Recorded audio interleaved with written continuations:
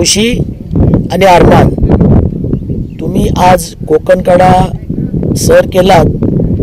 हा कोकणकडा महाराष्ट्रामध्ये प्रथमच मुलींनी सर केला, तर याचा आम्हालाही अभिमान आहे आणि त्याबद्दल तुमच्या दोघींचं खूप खूप अभिनंदन.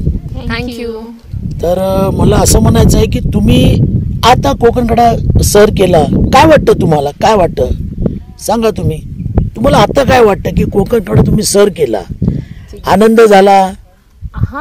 काय तुमचं स्वप्न होतं कोकणकडा करायचं? कारण मी ऐकलं होतं की तुम्ही ह्या कोकणकडा सर करण्यासाठी बरेच पिनॅकल्स महाराष्ट्रातले म्हणजे क्लाइंब केले. प्रॅक्टिससाठी तुम्ही भैरवगड केलात, नानाचा अंगठा केलात, परत लोणावळ्याजवळचा ड्यूक्स नोज केलात. तिथे तर तुम्ही 7-8 वेळा प्रॅक्टिस पण केली ड्यूक्स नोजला, म्हणजे सर केला.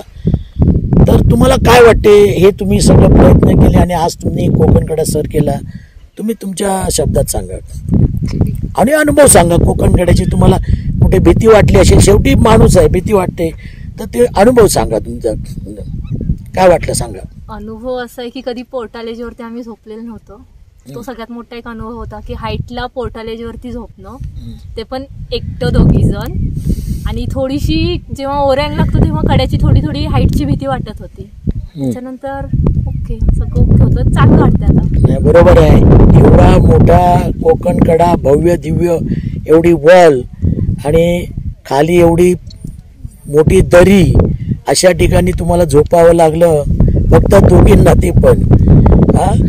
तर तो एक तुमच्या आयुष्यातला अविस्मरणीय ती रात्र असेल, अविस्मरणीय क्षण असतील. तुम्ही खरोखर एक क्लाइंब पण केलं, त्याच्याबरोबर भीतीदायक एन्जॉय पण केलं तुम्ही. भीती तर वाटली ना थोडीफार? भीती वाटली. आणि बाकी आणि काय अनुभव सांगशील? तुम्ही एवढ्या उंचावर हवेमध्ये लोंबकळत होता, मी बघितलं. तेव्हा काय वाटलं तुम्हाला? बेसिकली कोकणकडाबद्दल ना ऐकून खूप होतो, कारण आता मी रॉक क्लाइम्बिंग करायला लागले 2020 जानेवारीमध्ये. आणि पहिलं मल्टीपेच मी माझं गणेश दादा सोबत केलं. आणि जेव्हा मी माझं फर्स्ट मल्टीपेच केलं त्याच्यासोबत, तेव्हापासून मी क्लाइम्बिंग करायला लागले त्याच्यासोबत आणि मी सारखं जायला लागले. अच्छा. आणि हळूहळू आय थिंक 1-2-3 महिन्यात तो स्वतः बोलायला लागला की आता आपण कोकणकडाला जायचं. असं त्यांनीच माझ्या माइंडमध्ये ती आयडिया भरली, कारण मी जस्ट क्लाइम्बिंग चालू केलेलं, म्हणून कोकणकडासारख्या रॉक बद्दल विचार करणं हे तर माझ्या विचाराच्या पलीकडचीच गोष्ट होती.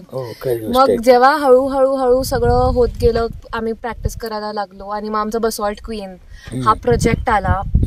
ह्या प्रोजेक्टमध्ये आम्ही 12 मुली एकत्र आलो आणि आम्ही पिनॅकल्स वेगवेगळे क्लाइम्ब केले आणि आम्हाला कळालं की आम्ही खरंच क्लाइम्ब करू शकतो. आणि त्याच टाइममध्ये गणेश दादा त्यांची कोकणकडाची फिल्म आली, जी आम्ही सगळ्यांनी एकत्र बघितलेली. आणि तेव्हा आम्हाला कळालेलं की हा कोकणकडा काय आहे किंवा कसा असतोय. म्हणून ऍक्च्युली रूट वाईज आम्ही सगळा कोकणकडा बघितलेला, काय असतंय, कसं असणार, काय असणार. पण एक्सपिरियन्स अजिबात नव्हता की त्या हाईटला जाऊन काय फील असेल किंवा ते स्विंग आल्यावर काय वाटेल किंवा रात्री त्या पोर्टालेजवर झोपायचा अनुभव काय असेल. पण हळूहळू आम्ही मेंटली प्रिपेअर्ड होत गेलो की ऍक्च्युली गणेश दादाचा खूप मोठा हात आहे, कारण तो सारखं म्हणायचा की आता कोकणकडा करायचा आहे, त्याची प्रॅक्टिस आहे. मग तो वेगवेगळ्या जागी आम्हाला प्रॅक्टिसला पण घेऊन गेला, सगळं करून घेतलं. म्हणून कोकणकडा करायची भीती नव्हती, पण कोकणकडासाठीचा एक्सपिरियन्स आम्ही वेगळे मल्टीपिच केलेली. पण कोकणकडा काय असणार आहे कधी बघून माहित नव्हतं किंवा काय माहित नव्हतं. जेव्हा आम्ही फर्स्ट टाइम कोकणकडा बघितला खालून ह्या क्लाइम्बच्या वेळेस, तेव्हा मला वाटलं हा ठीक आहे, आम्ही करू. आणि ऍडव्हान्स बेस कॅम्प एका दिवसात पोहोचलो, इझी होतं, क्लाइम्ब सगळं होतं. आणि ऍडव्हान्स बेस कॅम्पच्या पुढे जेव्हा क्लाइम्बिंग स्टार्ट झालं तेव्हा ऍक्च्युली रिअलाइज व्हायला लागलं की आम्ही खूप लाईटली घेतलेलं कोकणकडाला. आणि तेवढं लाईटली नव्हतं. एक्सपिरियन्स खूप वेगळा होता. एका पॉइंटला खूप पॉइंटला असं वाटलं की आता आपण गिव्हअप करूया, हे मूव्स खूप डिफिकल्ट आहे. रनआउट खूप मोठे होते, खूप स्क्री होती, खूप सारे रॉक्स होते आणि रॉकफॉल होत होता जेव्हा लीड क्लाइंबर लीड. बरोबर. मग तरी पण ते क्लाइम्बिंगचा सगळा पॅच कम्प्लीट करत आम्ही दोघं पण चेन बोल्टिंग जिथून ओव्हरहँड चालू होतो तिथं येऊन थांबलो. त्याच्या पुढचा एक्सपिरियन्स तर टोटली डिफरंट होता. तेव्हा जेव्हा चेन बोल्टिंग चालू झाली आणि तो ओव्हरहँग टॅकल करायची वेळ आली, 400 फुटाचा ओव्हरहँग तो. हो, सगळ्यात मोठं overhang. आणि अंगावर येणारा अंगावर overhang होता. येणार जबरदस्त. तर ते स्विंग यायला लागले आणि मग परत स्वतःच्या फुल बॉडीचं ताकद यूज करून वरच्या क्लिप्स ते टाकून फुल विविड आणि डिफरंट एक्सपिरियन्स होता. म्हणजे जे बरोबर, बाकीचे बरोबर. मल्टीपेज केलेत आणि बेसिकली बाकीचे जे मल्टीपेज केलेत ते एका दिवसात संपलेले आहेत. अच्छा. हा फर्स्ट बिग वॉल एक्सपिरियन्स होता ज्याच्यात आम्ही 5 दिवस क्लाइम्बिंग मध्ये घालवले आणि राहिला देखील रॉकवर राहिला. हो. तुम्हाला पहिले काय दुसऱ्या दिवशी एक लूज बोल्डर मोठा लागला, त्यामुळे तुम्हाला क्लाइम्बिंग थांबून परत खाली जावं लागलं ना, हो. आणि नंतर परत वर यावं लागलं. हा एक वेगळा एक्सपिरियन्स आहे तुमच्यामध्ये. शिवाय तुम्हाला हवा, इथे वादळी वारा आहे, म्हणजे रोजच इथे 12 महिने वादळी वारा असतो. हो. तो एक तुम्हाला वेगळा अनुभव भेटला तुम्हाला. हो, हो.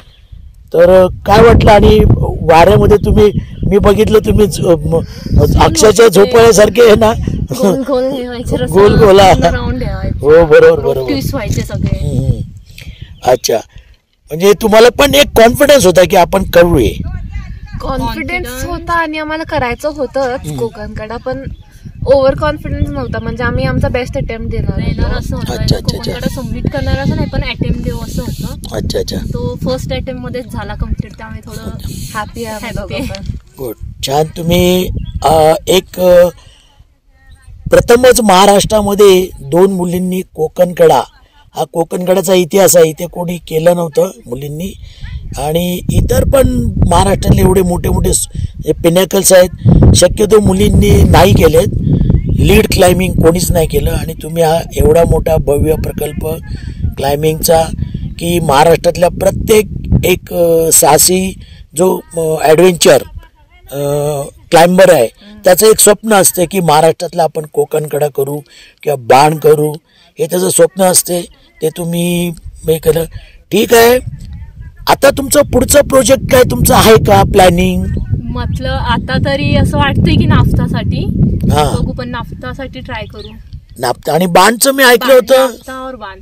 बाण. Okay okay. Short term project मध्ये आमचा बाण हा फिक्स अच्छा. आहे नेक्स्ट सीझन मध्ये. अच्छा, अच्छा. आणि फ्युचर प्रोजेक्ट मध्ये ते जो नाफ्ता. आम्हाला करायचा आहे, ज्याच्यासाठी खूप आम्हाला अजून प्रॅक्टिस करावी लागेल, तो नाफ्ता. ठीक आहे ठीक आहे ठीक आहे. तुमचं पुन्हा एकदा खूप खूप अभिनंदन आणि तुम्हाला शुभेच्छा. तुम्ही बाण पण करा, नाफ्ता पण करा. या दोन्ही प्रोजेक्टसाठी माझ्याकडून तुम्हाला खूप खूप शुभेच्छा. Thank you Thank so you. Much. Okay.